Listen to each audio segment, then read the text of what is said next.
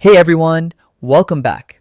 In this quick tutorial, I'll show you how to change the currency on the Booking.com app in 2025. It's a simple setting, but a lot of people miss it.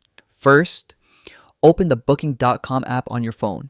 Once you're on the homepage, look at the bottom right corner and tap on My Account. Now scroll down a little until you see the section called Device Preferences. Go ahead and tap on that.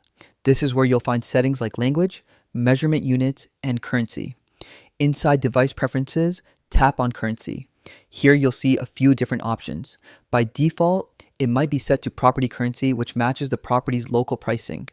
You'll also notice some suggested currencies depending on where you're located. Tap the one you want to use.